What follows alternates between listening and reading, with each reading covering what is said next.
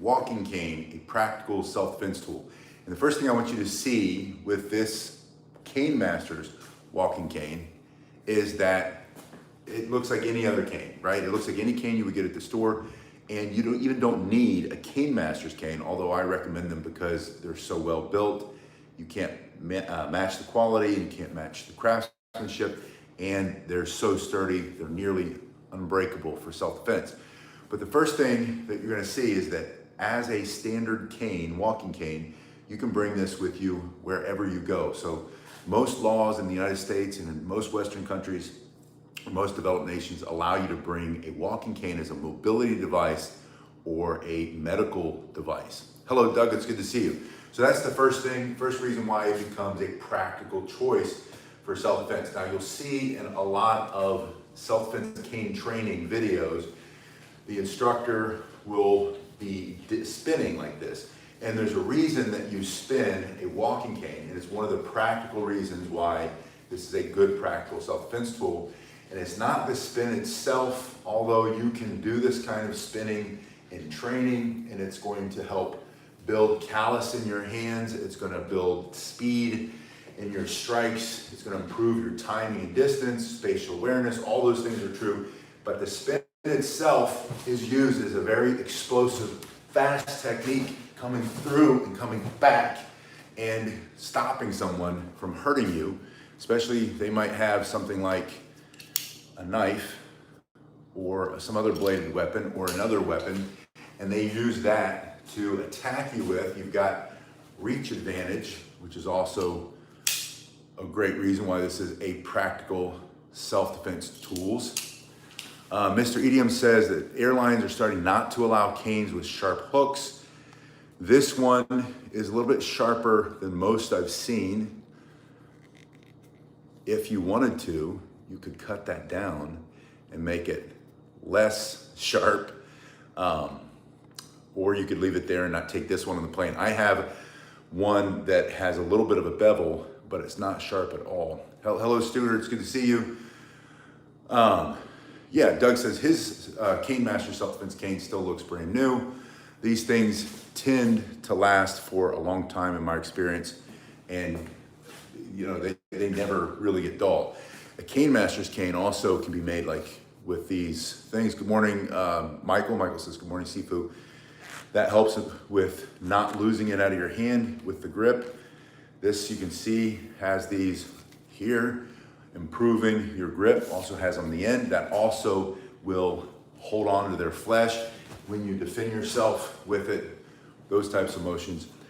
But this spinning motion, I think it's where we started, bringing it up fast between his legs, into his chin, into his hand, smashing, breaking the bone. Hello, G. Carlton, it's good to see you. G. Carlton's talking about the Palm Beach golfer who got beaten to death with his own clubs. That actually happened less than a mile, just on the same side of the road, just where we go all the time for a meal. It's where we go, this golf course, we often go there to the clubhouse to get a meal, and it was a random attack. And we can talk about that, if he were able to defend himself. We're gonna do a video just on that situation, but you may have seen that in the news. The spin. So using the spin allows you to accelerate the strike, bringing it up between his legs, bringing it down over his head, the other way, across and back, and they're just basic spinning motions. You can bring it through with think of a diagonal strike, a chopping motion, up and back. When you are allowing it to spin through your hand a little bit, you're allowing it to go faster and hit harder, and you can hold it in this position where the crook's facing out, or you can hold it so the crook's facing behind you, and it spins all the same no matter how you're holding it. Now this cane I just got from Cane Masters. It's a little bit lighter. It's extremely strong. I like the dark color. You can look at the first link below, go to the Cane Masters site, and see which kind of canes you like. If you like that style of cane, you can have them made inexpensively, and you can spend a lot of money on all different types of modifications to your cane. Adding a deep color stain, I think, is a nice feature. I've never had one with that. And the earlier comment about airlines not allowing you to bring in this sharp point, that could be true, and you might want to check with yours. Yeah, Doug says you can practice with your PR24, the side handle baton, or your tonfa, Japanese Okinawan tonfa, to improve the speed of that strike. But that's the first reason why this self-defense cane, this walking cane, is a practical self-defense tool, is that you can use it with those spinning motions. Now, the second thing that I want to show you, in addition to being able to take it everywhere you go, is that you can slide it up through your hand very easily just by practicing this motion. I always recommend practicing it both hands. And again, that's one of the benefits of that first spin that we did. They call this combat cane spinning. Depending on where you get your cane instruction from,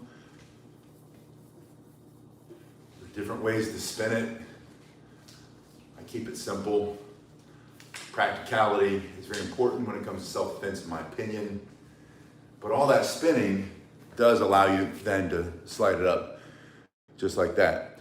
Studer asked, do the whip strikes hit as hard when it's in the hammer grip? And I assume you mean holding it this way as opposed to this way? Is that the question? I don't know what the color is. It's kind of a maple color. Doug asked what color is it? Or Studer was asking about the whipping strikes. Is it as hard when it's in one grip as opposed to the other grip? I find from my training and practice that when I'm holding it like this, it hits so much harder and swings a lot faster, and I actually have more control over the spin. When I hold it here, I tend, even though this is how I warm up and practice the spinning, for whatever reason, I don't know if it's because the length and so the weight is coming out of the thumb side as opposed to the pinky side, but this side I find I have a little bit less control. It doesn't go as fast as it does when it's in this side. And some of you understand physics better or mechanics better. You can probably explain why that might feel like that to me and what might be really stronger. From this position, crook out as opposed to crook back, sliding it up here, puts it in this position. This is another reason why this is a practical self-defense tool. You can have one hand up, giving a verbal command, telling him to back up, get out of my face, don't come any closer, and then you can thrust very quickly using this part. And I'm experiencing something new with this cane. It's the first time I just pulled it out of the box. I just got it in the mail this week from Cane Masters. The first thing I did earlier at the beginning of the video, I think I was holding it like this, and I swung it up and smacked myself in the back of the neck, and that still hurts. And it's one of those things where, like, if you're not used to something and you're doing it for the first time, you should probably practice in your garage. The second thing that I just did is when I'm here and I'm thrusting, because this one's actually a little bit shorter than the cane that I use every day, that I carry with me, especially when I carry in the car. I have two canes that are about the same length. This one's shorter. So now as I'm reaching out with this punch, I'm actually pulling it back, and I've punched myself in the ribs a couple times. Thank you, Doug, for that super sticker. So I'm experiencing some technical difficulties, what I like to call immediate feedback. I appreciate it. It's why I won't when I teach nunchucks to beginners, if they're older than 4 years old, they're not using the foam. I'm not gonna teach you with foam, because you're not gonna learn as fast as you will when you whack yourself and you get hurt a little bit. Not injured, nothing's broken, but you feel it. I felt that every time I've done that. And so what you would have to do is just adjust where you're holding it, and you're practicing these thrusting motions. And because you get all that immediate feedback, you're gonna know what works and what doesn't work. Hello, Garen, it's good to see you. So from this position, you can slide it up. You could also just bend your knees and slide your hand down like you would with an Irish shillelagh or shillelagh if you're Irish stick fighting. but it's this turning motion which allows you to extend your reach out and punch him through his face, through his nose, through his teeth, and through his throat. One of the reasons that this walking cane is such a practical self-defense tool is when you apply the principles of self-defense from a book like Tim Larkin's When Violence is the Answer, and I also put that in the link, that link in the description. You apply those basic principles of self-defense. What do you hit? What can you remove or destroy? His ability to see or breathe temporarily, permanently. His ability to stand upright. Maybe you're smashing him in his solar plexus, taking his ability to breathe out. Maybe you smash a little bit lower between the belly button and the private, put him on the ground. You have this basic punching motion. You have the uppercutting motion coming straight up, smashing his jaw, breaking the teeth in his mouth. If his tongue happens to be there, biting it. I always like this picture, his tongue flopping onto the ground, followed by a trail of blood and broken teeth, because he's coming after you. It's you're defending yourself. It's using violence against violence. This hooking motion, bringing it sideways into his face, into his temple, the jaw, into that neck, that process of nerves that flush the blood out of his brain, maybe into his ribs. Garen says Bruce Tegner's books on self-defense are also excellent. That's absolutely. But you have this basic swinging motion coming across. So you think about a hook punch, right? Whether you hook like this, or you hook like this, or you hook like this. There's all different ways to hook, depending on if you're doing boxing or whatever. One of my favorite is just that fast slapping motion, smashing across his face. Uppercut, it's not really an uppercut in boxing, but you can imagine it that way. Smashing up here, and then of course, just coming in straight. The other hand being up, giving the command, back up, you're too close, get out of my face. And then, I'll defend myself. That way, all the video cameras, this was back to, G. Carlton mentioned the golfer who was murdered brutally just up the road. I could walk there in 10 minutes. I walked there in 5 minutes probably. The scary thing, it was a totally random guy out of his mind. He was on his bike. He could have made his way down here to my neighborhood, gotten through, because we have a gate, but our gate's broken, and there are a lot of gates around here. Gotta go. See you later, Studer. Thanks for being here. But the point is, just random attacks. Who knows when it's going to happen? How are you going to defend yourself? If you have something like this, if you have a practical self-defense tool.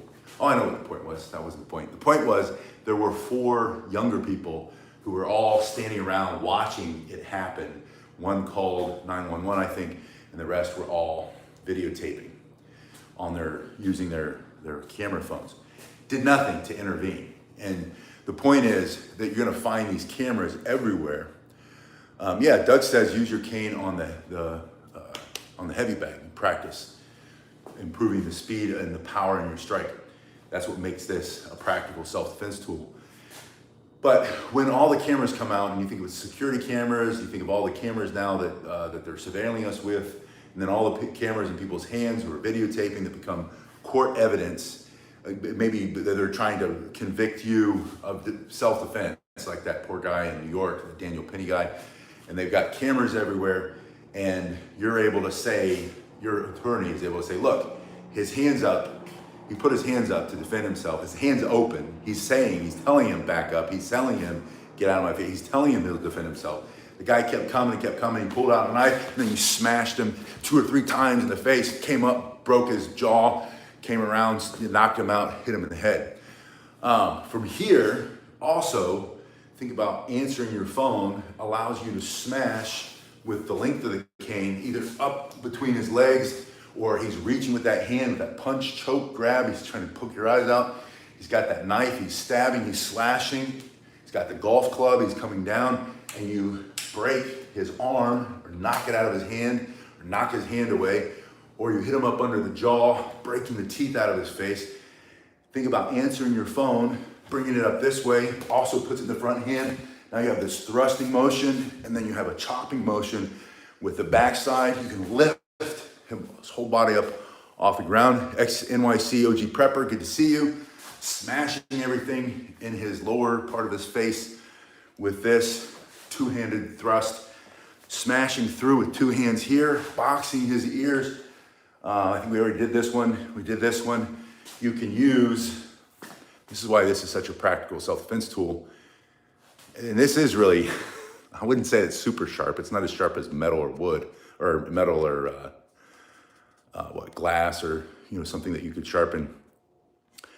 A stone, that's what I'm thinking of. It's not like an axe, but it's sharp enough that you can dig that into his face and rip the skin right off his face, off of his neck, dig in, grab a bunch of that muscle as you pull down.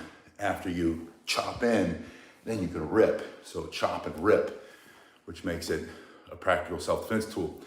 You can also have it facing crook back, sliding your hand down the front, or lifting it and allowing it to slide into your hand.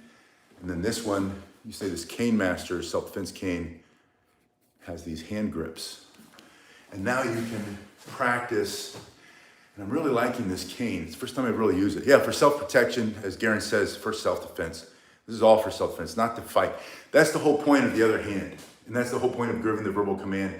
And and you mean it. You don't want to fight. You don't want to have to chance, any fight can go against you for multiple reasons, including not wanting to hurt the other person. But if you're trying to protect your life, your dignity, your freedom, the life of your family, maybe you're with your wife, your husband, your grandchildren, your daughter, your son, some other innocent people. Maybe you're like at the golf course, you're one of those bystanders and you don't want to be standing there doing nothing when you could do something to help save another person's life in an obvious life or death situation.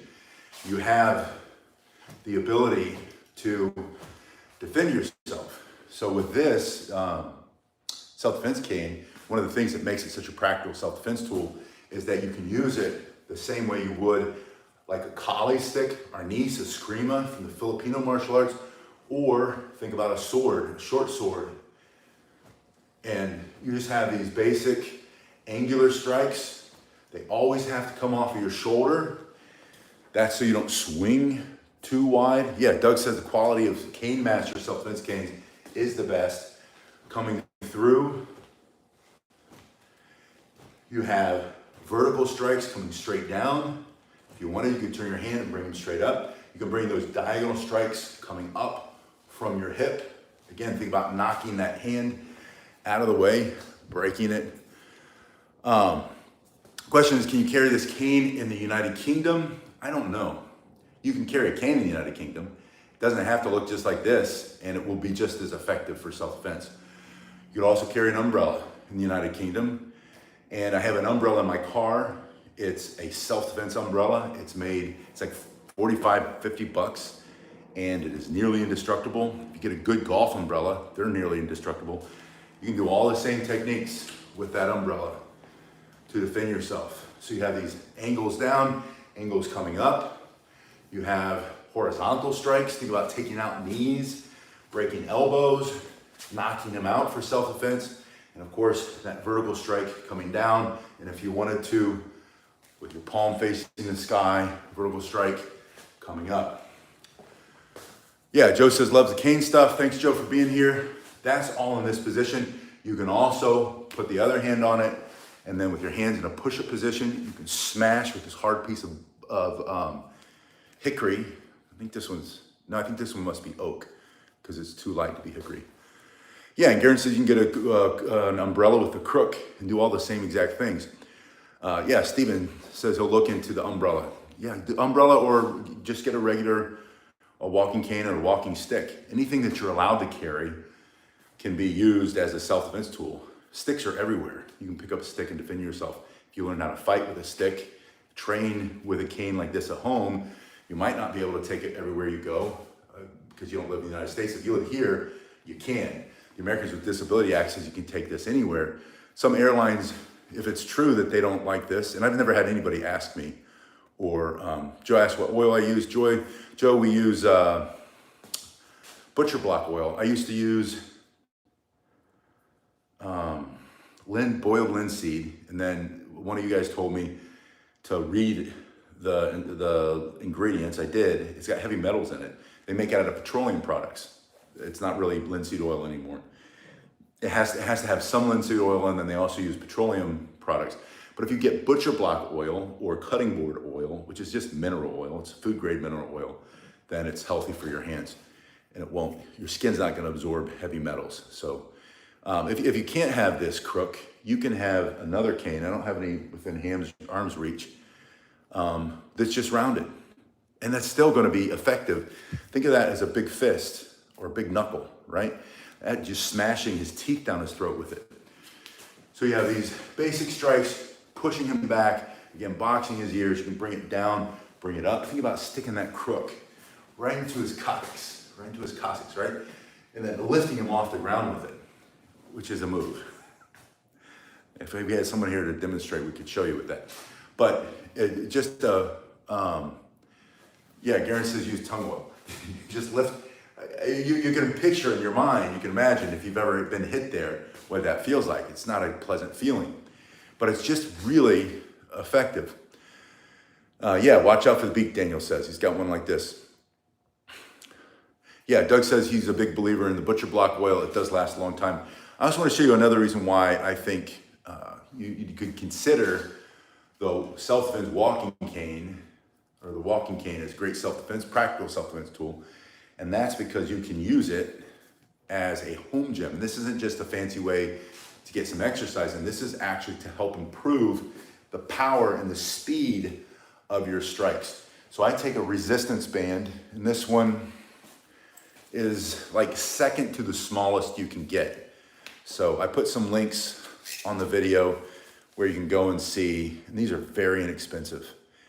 You can also find these sometimes at like discount stores, or you can go to a sporting goods store. You can go to Walmart. Target's got these, or you can get them online. But it's called a resistance band, and I use these to teach kids how to do pull-ups and adults. And to get them up on the bar, you put one end on the bar, and you put your foot. And then it takes the weight of your body away. It's a way to unweight the. It's a pull-up assist band or a push-up assist band. It's also, you can put it between two benches and then put your chest on the band and do push-ups on the ground.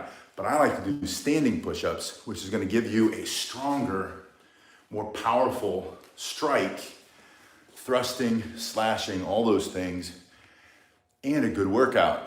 So this is what makes a cane a practical self-defense tool, because once you have the cane and then you invest in a very inexpensive band, you've saved your money on a gym membership. Pushing down hits a different part of the chest, which means stronger through the full range of motion when it comes to your strikes. Pushing up and away also, it's another part of the chest, the upper part of the chest.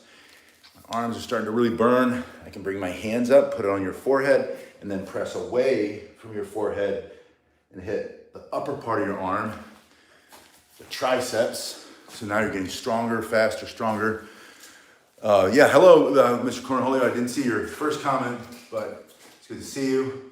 One of the benefits, maybe this is what you said, of the Cane Masters self-defense cane, if you're here in the United States, is this is made here in South Florida. It's made down in Boca Raton, the mouth of the rat, down in Boca. They make these local craftsmen, American made, American jobs, keeping it local. You can curl. It's probably why it lasts so long. It's made here. And all that curling. I had a comment recently about HEMA martial arts, historic European martial arts, I think. That's, the big swords, the broadswords, and the maces, and all those other cool things. And the comment was about the bicep being involved in the slashing and the striking, and how it's different than maybe a Japanese strike. And I think the mistake comes in and thinking that the Japanese strikes are completely different. Yeah, Garen says Bartitsu too. The gentleman martial art coming from England. All the King's Men, I think, was the movies they made, something like that. My point about the strikes is that they're not that different. It just looks different to somebody who hasn't practiced all the techniques. You're using all of the same muscles in the strikes, especially when it comes to like fighting with the stick in front of you, coming through. You have to push. And you know, the most powerful part of this boxing motion is the snap back. That's where, if you talk to a boxer, that's where a lot of your power comes from. Pulling it back. It also gets it back into the guard so you don't get knocked out. But that increases your speed when you practice your snap back. Using these bands, you can practice all those things. And practice while it's on your cane. And then when you go to defend yourself, you're gonna hit so much harder and faster. Now, it's the first time I've used this Cane Master self-defense cane. Again, that beak is nasty sharp. That was surprising. It's also so much lighter than the one that I've been practicing with. I smacked myself at the beginning of the video, and then I think I mentioned it's a little bit shorter, and I reached and over rotated and whacked myself in the ribs. Hopefully I've got a couple good bruises there later to show for it. My point is that you're gonna be better when you practice practical self-defense moves with a walking cane in your garage or in your backyard or in the hallway or in your bedroom or your kitchen or wherever you practice before you go out on the street and you use it for self-defense. But whatever you do and whatever you practice with, and even if it's not the perfect thing, and in a fight, you whack yourself and you hit yourself a couple times and you ring your own bell, that's okay, because you're still gonna be able to defend yourself effectively with it. So I think the number one reason this is probably the most practical self-defense tool is just because you can carry it anywhere and everywhere you go. I cannot bring this on the plane, not a chance, right? I certainly can't, I already took it off because we just got home. I leave it locked up in the car. My church self-defense tool, we have a very lovely, she looks like a grandma, and nothing against grandmas. She's a police officer locally who was in the congregation this morning. She was responsible for the close to 1,000 people sitting in the congregation and another 500 or 600 kids down in the kids section. This old grandma who was probably about this tall. She was very sweet. And she had all the gear on, but I'm gonna protect my family. I'm gonna protect myself. And you probably feel the same way. And I'm not saying that she can't do that, but I would like to think that me and probably 20 or 30 other guys could be her backup in case she needed it. And it could have been the guy who was there a couple weeks ago who, he's like this big.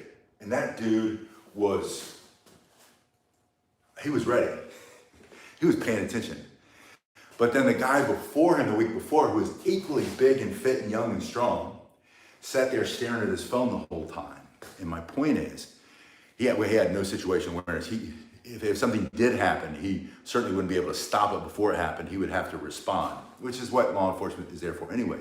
You're there, I'm there to protect myself and my family, to prevent my family from being attacked, to prevent your family from being attacked. And that's probably why this is the most practical self-defense tool.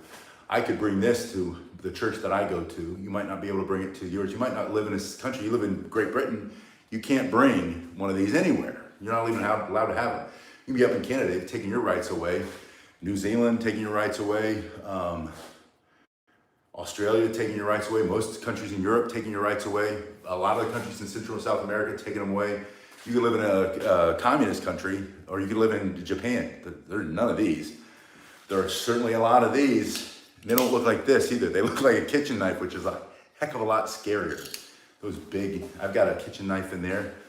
I was using to carve the turkey with, things like this long, razor sharp. I sharpened it myself, and I would not want to fight that. And if I had to, I wouldn't want to fight with my hands and my flesh.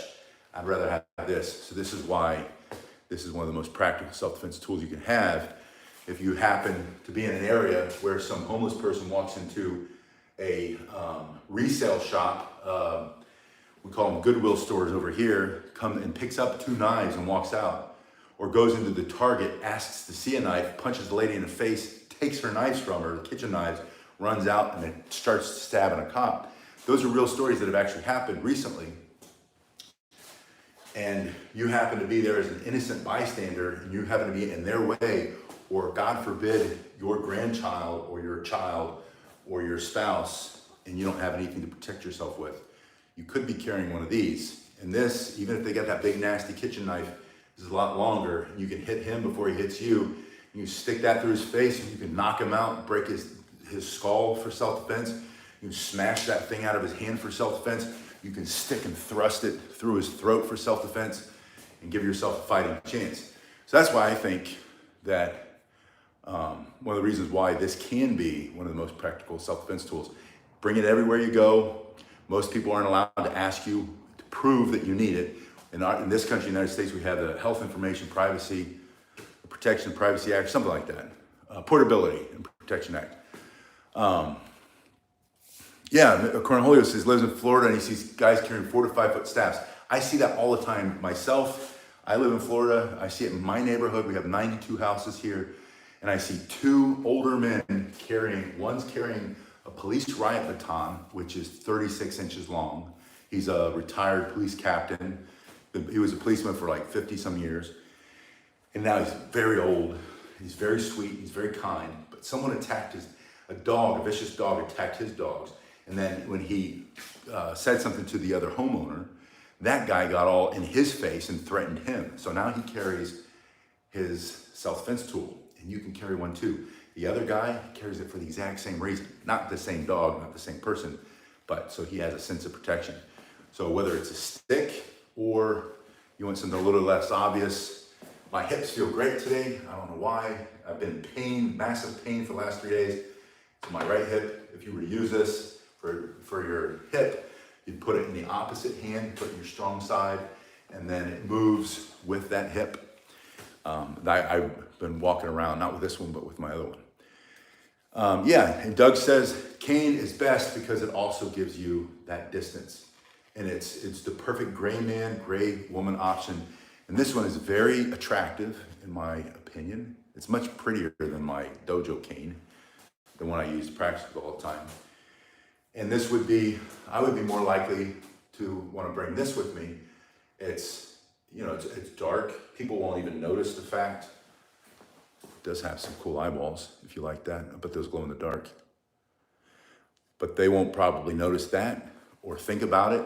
If someone did think about it, you tell them, just slide into your belt. There we go. My belt's all jacked up from my concealed stuff. Like when I conceal now, I have extra magazines. I appendix carry, and then I have my tourniquet, my little IFAC, my little individual first aid with a chest seal and a tourniquet. You could also carry it here. A lot of guys practice with it here, and they practice getting it into. I need to practice that. I said a lot of guys, it didn't mean me. I don't even know how they do it. I've got there we go. Next time I see Keith Melton, I'm gonna ask him for some pointers on how to go from here to there. Maybe it's just a matter of practicing. But you can do that if you want. When I carry mine, I get out of the car, I pump my gas, I put it in my non-gas pumping hand, my non-drawing hand, and I'm left-handed anyway. I throw with my right. I can throw with my right and left evenly. I can fight right and left evenly. Most people jab with their left anyway. Pump your gas, the guy comes in too close, smash him, bring it down the top of his head, and you can effectively defend yourself, which makes it an effective self-defense tool. Anyway, you guys have been awesome. We're gonna make more of these this coming week. I have another new cane from Cane Masters. I wanna show you some of the features because the other one's super cool. It's got some things on it that this one does not have that I also wanna show you. So I'm gonna make a few more. I'll probably do like a review and show you some of the the actual attributes of the cane. And we're going to keep talking about what sticks you can fight with and what's the best fighting stick. We started that series 2 weeks ago. We're going to do some more of that this week. Yeah, Cornholio says loves these morning live streams. Yeah, Doug says he puts it in his belt loop, which makes it more convenient when he goes to the store. Shake Scan says, thanks, take care. Thank you for everybody for being here, and have a great day. If I don't see you on the next one, I'll see you